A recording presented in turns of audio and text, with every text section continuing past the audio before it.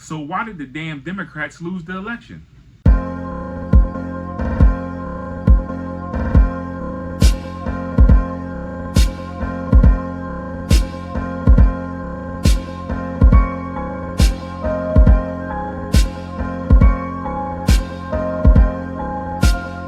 So what I'm about to say is going to be very controversial. So I would just say, sit back and enjoy the ride. And if you can, just get out the car, because this is going to rub some people the wrong way. But I believe that if you're going to get better, you have to talk about things. You can't be mad. You can't stay mad. You have to talk about things. And that's one of the biggest things that is missing right now. And I think our society, we don't communicate. We get mad, we shut down, and then we don't talk to nobody. So this is me and just give my opinions on why the Democrats lost the election. So first of all, for me, the biggest thing is, and pretty much the only main thing was, they ran their party on abortion. And abortion has always been a very, very, very controversial topic. I remember growing up, it just always was. I mean, I remember at one point people just called it killing babies, and I guess that sounds terrible. So then they called it abortion, and then a few years later it was called, pro-choice, and the opposite was pro-life. And I guess you couldn't call it pro-death because that sounds horrible, so you had to call it pro-choice. And then now, all these great marketers and marketing geniuses got in their own, and now they call it a woman's right to choose. So that's what they marketed to you. That's how they try to sell it to you. And I don't think that's a good idea to try to sell to everybody, because that's a very controversial and nasty topic where people are just not going to agree on that. So why would you try to sell that to the American public? Because you always going to have people who don't agree on that, and people who take hard stances on that position. So let's break this down a little bit. When you run a campaign, any type of campaign, you are trying to sell something, right? So for instance, when you run an election, right, you're trying to sell your vision. You're trying to sell your vision for America. That's what you're trying to do, right? And the best example I can give you for me is that, when I do these videos, right, my target audience or my market I try to sell to are hardworking people who go to work every day, because that's what I am, right? That's why I always wear my safety vest. Sometimes you'll see me in videos with a hard hat on. It's just my target audience. That's who I'm trying to reach. That's who I target my content to. Now, when you think about the Democratic Party and you think about, a woman's right to choose, who are they targeting that to? Who is their target market? And that's one thing you have to answer, because anytime you're trying to sell something, you have to know who your target market is. And this is where I think they just dropped the ball terribly, because they don't really have a target market. If you ask who the target market is for this, you don't have one. You cannot clearly identify the target market. So let's just break it down a little bit. So when you start breaking down this stuff with demographics and who's who and what's what, you can really start to understand why this strategy wasn't going to work, right?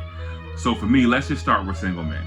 Single men really don't care about this topic. I mean, as much as y'all want them to, single men just don't care. The only time single men really care about abortions is when they need one, because they done did something they wasn't supposed to do. So now they need one. So that's when they're going to care about one. But other than that, they don't wake up every day thinking about, abortions and who should have them and who shouldn't have them and where should they take place at.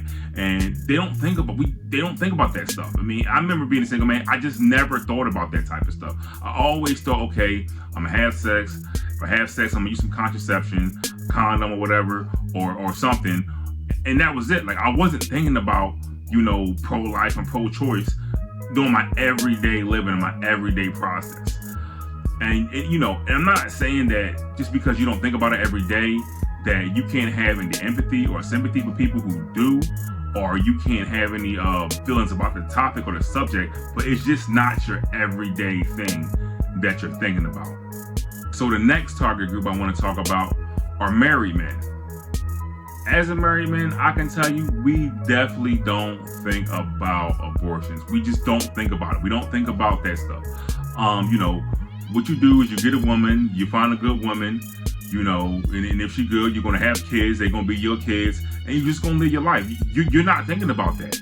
If we had a situation where we didn't want to have any more kids, we'll use contraception, or, she'll get her tubes tied, I'll get a vasectomy, whatever. But the first thing we think about isn't that subject. We're not at our dinner table thinking about it. We're not saying, hey, you know what? Oh my God, what if this happens? That's not what we're talking about every day. The next group I want to talk about are married women. Most married women who are good women are going to pretty much follow their husbands. They pick the man, they trust him to lead. They're gonna follow what he's saying and follow what he's doing. So if the husband's not worried about it, she's probably not worried about it. She's just worried about, probably having his kids, her career, and stuff like that. She's not going out every day thinking about this stuff. I just don't hear, married women and our married friends just talking about that. Like they don't talk about women's right to choose and, abortion. They just don't talk about that. That's not something that we talk about.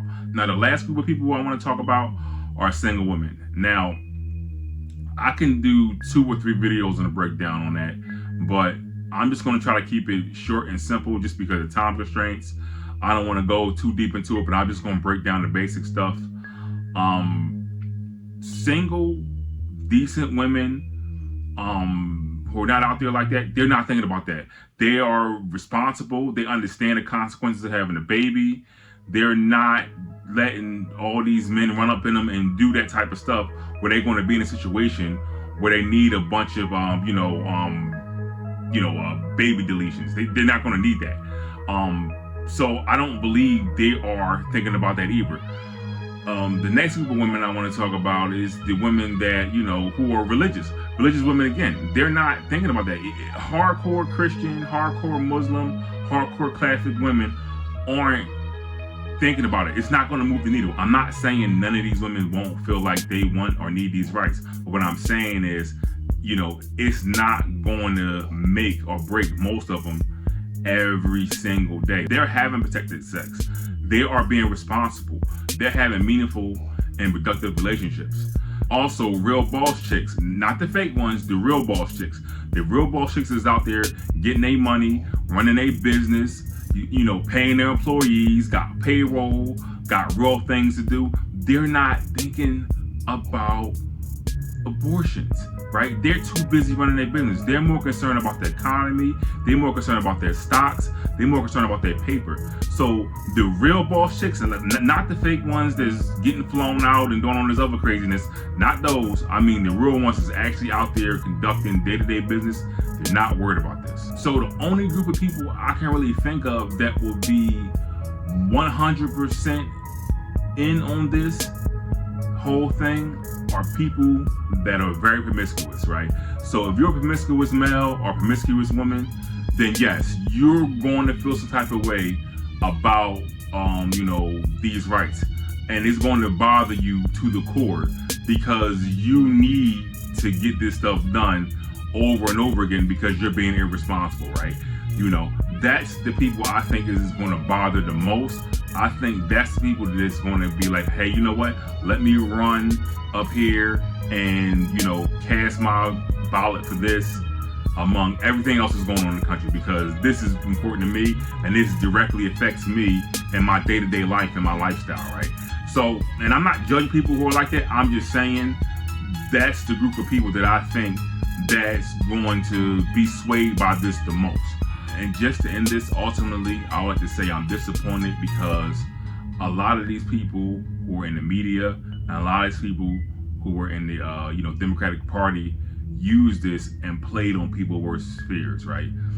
They brought up all the sex offenders, all the people who do the worst things in our society to say that, hey, this is why you need this because you got to watch out for the boogeyman that's in the back alley. And if something happens, then you need to, have this in place just in case that happens. And they also came after men's children, like, hey, what do you think? How would your daughters feel if this happened to your daughters? And they couldn't get that. And then what they don't understand is most men, with their daughters, they're not raising their daughters to be promiscuous. Most men, when they raise their daughters, they want them to be young ladies who will grow up to be nice grown women who can make good decisions about themselves, who can stay healthy, who's not going out letting everybody just do things they're not supposed to do to them, you know, over and over and over again, and be at high risk for this stuff to happen, right? So those are just my thoughts. You know, you may agree, you may not agree, and that's fine, you know. But you know, like I said, I do this to just get my thoughts out, just to talk about how I think about things. And you know, I appreciate you guys. I'll see you on the next one. Love you all, and you know, take it easy.